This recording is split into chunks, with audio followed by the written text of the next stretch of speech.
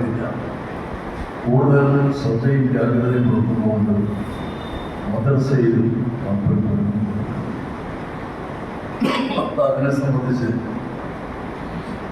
നമുക്ക് ഒരു പുനരവലോകനം നടത്തേണ്ടതുണ്ട്. എനിക്ക് കഴിഞ്ഞ വിദ്യാഭ്യാസ യോഗത്തിൽ തീരെ പങ്കെടുക്കാൻ കഴിയാതെ ഒന്നും ആരോഗ്യപരം എൻ്റെ മനസ്സിൻ്റെ ആശയമുണ്ട്. ഞാനിപ്പോൾ ഇന്നലെയും ഇന്നുമൊക്കെ എമർജൻസികളെ പറ്റി ചർച്ച ചെയ്തു. ഇനിയും ചർച്ച ചെയ്തിരിക്കുകയാണ്.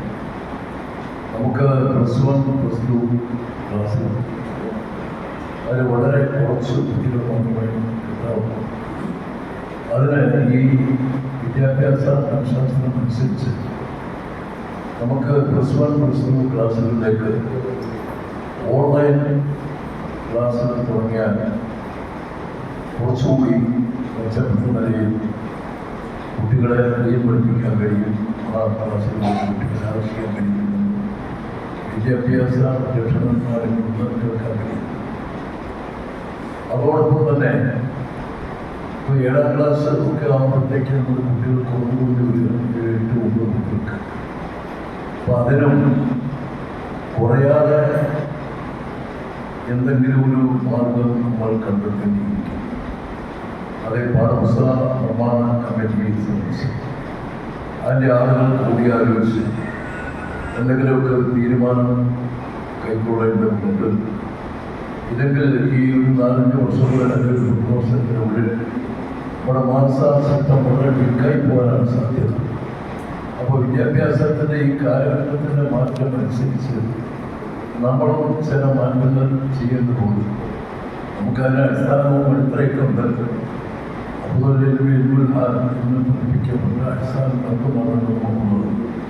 അപ്പോൾ സന്ദർഭോചിതമായി സാമൂഹിക സാഹചര്യം അനുസരിച്ച് കുട്ടികളെ പൊതുവിലാസ വേദികളുണ്ടാകും.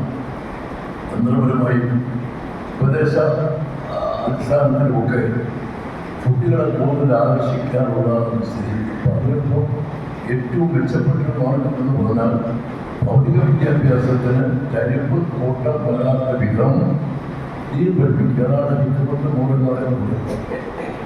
അമ്മാവത്താര 1600 വർഷങ്ങൾക്ക് മുമ്പ് പഠിച്ച പൊതുവിലാസഭയിൽ നിർമ്മിക്കുന്ന തന്ത്രപരമായും മനഃശാസ്ത്രപരമായും നല്ല മുഹൂർത്തത്തിൽ ഹസൻ നല്ല ഉപദേശപരമായും ഒക്കെ സമീപനത്തിലൂടെ നമുക്ക് ഈ കുഞ്ഞുങ്ങളെ പഠിപ്പിക്കുന്നത് നമ്മുടെ മദ്രസയിലാണ്. അതിനെ സംബന്ധിച്ച് നമുക്ക് ഒരു തീരുമാനം കണ്ടെത്തേണ്ടതുണ്ട്. അതിൻ്റെ പാഠപുസ്തകത്തിന് വേണ്ടി നിർമ്മാണ കമ്മിറ്റി മറ്റൊരു ആലോചിച്ച് ഒരു തീരുമാനമെടുത്ത് വിദ്യാഭ്യാസ ബോർഡ് അത് അംഗീകരിച്ച് നമ്മുടെ ഈ ഘടകത്തിൽ ചർച്ച ചെയ്ത് അവിടെ വരും. അതോടൊപ്പം വിദ്യാഭ്യാസം കൊണ്ട് വേറെ തീരുമാനമുണ്ട്. നല്ല തീരുമാനമുണ്ട്. ഒരു ജില്ലാ തലത്തിലുള്ള ഓഫ് താമസ് എന്ന് പറയുമ്പോൾ ഒരു ജില്ലയിൽ ഒരു കേന്ദ്രത്തിൽ. അപ്പോൾ അത് എറണാകുളത്ത് നടത്താമെന്ന് ഓണപ്പള്ളി അഭിഷേകം പോയി, കോട്ടയം ജില്ലയിൽ സ്ഥാപിക്കാമെന്ന് നമ്മുടെ നികുതി മോദി കൊല്ലത്ത് സുലഭമായി നടന്നുകൊണ്ടിരിക്കുകയാണ്. ഇവിടെ നടന്നുകൊണ്ടിരിക്കുക ഈ പത്തനംതിട്ടയും ആലപ്പുഴയിലും തിരുവനന്തപുരത്തുമൊക്കെ അങ്ങനെ 8ാം ക്ലാസ് സ്കൂളിൽ 8ാം ക്ലാസ് പാസ്സാകുന്ന കുട്ടികളായി, മാർച്ചയിൽ 5ാം ക്ലാസ് പാസ്സാകുന്ന കുട്ടികളായി വളരെ തന്ത്രപരമായും മനഃശാസ്ത്രപരമായും ഒരു 6 വർഷം പഠിപ്പിച്ച് അവർ ഉപരിപഠനത്തിന് വേണ്ടി മനാലിയിലേക്ക് അയക്കുക. അത് മനാലിയെ ഉദ്ദേശം അതിനെക്കുറിച്ചും ആലോചിക്കുന്നു. അതൊക്കെ നടത്തുമ്പോൾ ഇതിൻ്റെയൊക്കെ അടിസ്ഥാനം എന്ന് പറയുന്ന മേഖലകളാണ്. ഇപ്പോൾ നമ്മൾ 70ാം വാർഷികം നടത്തുന്നു. സ്വാഭാവികമായി ഞാൻ ഇതിൻ്റെ ഒരു റിവ്യൂകൾ പറഞ്ഞു. മേഖലകളുടെ അടിസ്ഥാനത്തിലില്ല ഒരു നടന്നിട്ടില്ല. അപ്പോൾ ഇപ്പം നവംബർ 7ാം തീയതി നമ്മൾ എല്ലാ പള്ളികളിൽ നിന്നും ഒരു കളക്ഷൻ എടുക്കും.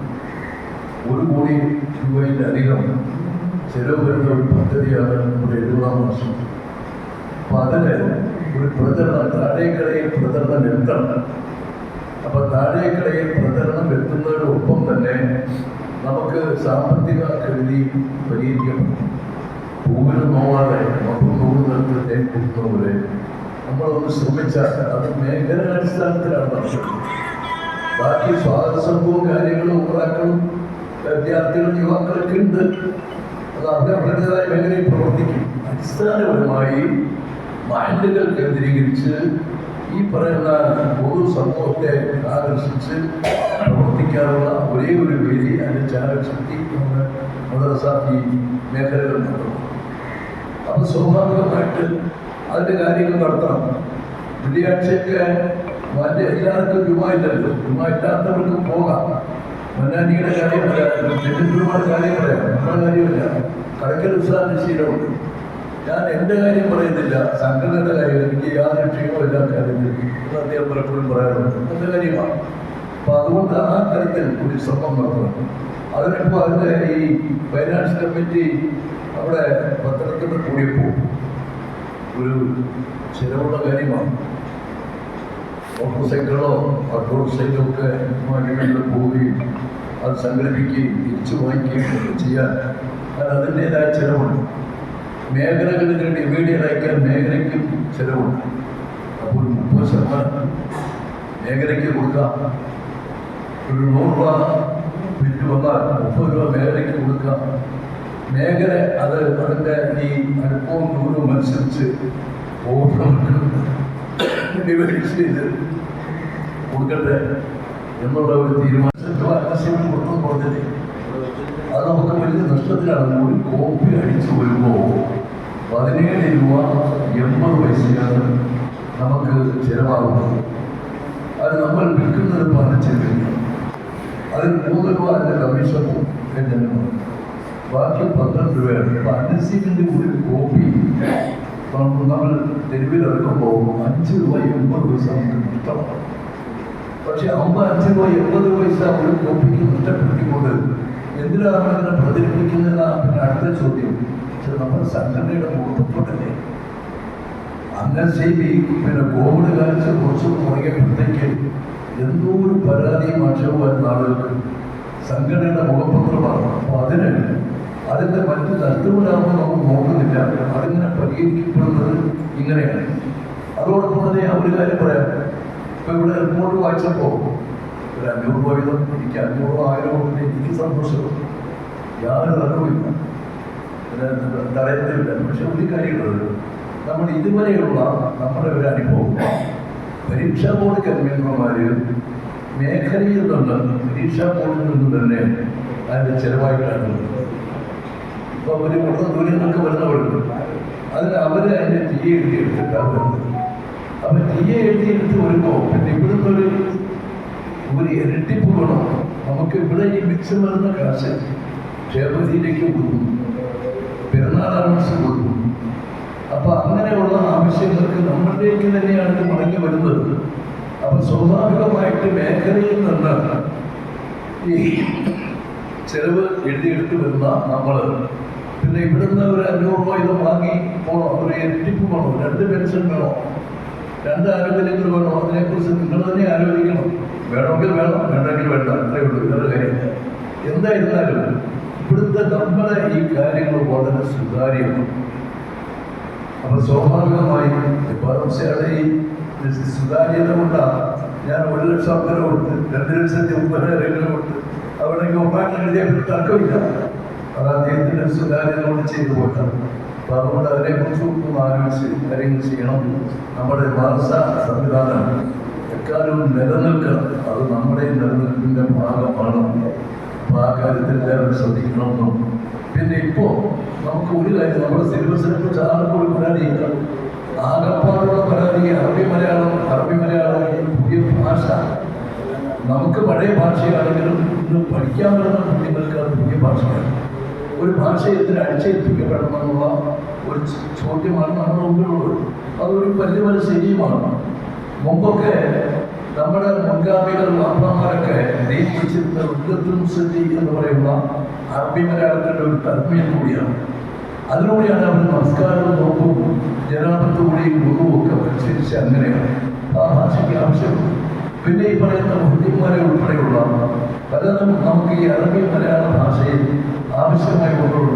സാഹിത്യങ്ങളും പിന്നെ ഈ പറയുന്ന അതൊക്കെ ആ കാലഘട്ടത്തിൽ ആവശ്യമാണ്.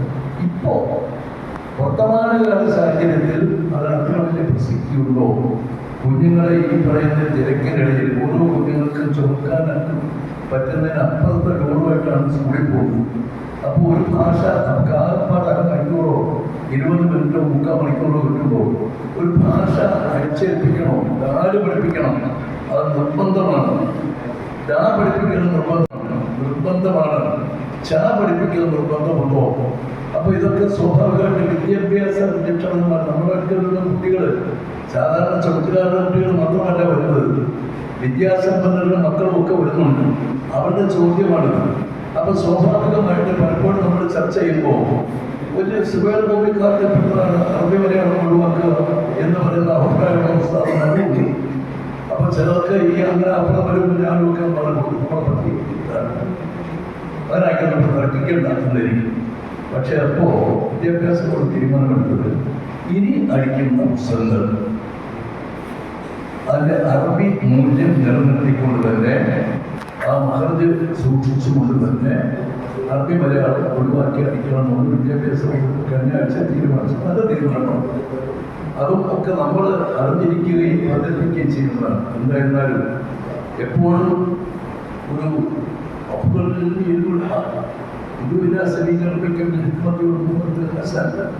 അപ്പൊ സ്വാഭാവികമായിട്ട് ഈ തരത്തിൽ ഖുർആനിന്റെയും തിരുസുന്നത്തിന്റെയും അടിസ്ഥാനത്തിൽ കാലികമായിട്ടുള്ള പരിഷ്കാരങ്ങൾ വരുത്തി ദീനിലേക്ക് ആളുകളെ ആകർഷിക്കാൻ നമ്മുടെ ബോർഡിനും നമ്മുടെ നെതിരത്തിനും ഒക്കെ അള്ളാഹു പ്രദാനം ചെയ്യട്ടെ എന്ന് ദുആ ചെയ്തുകൊണ്ട് ഞാൻ ഇത് ഇരട്ടിവിട്ട മേഖല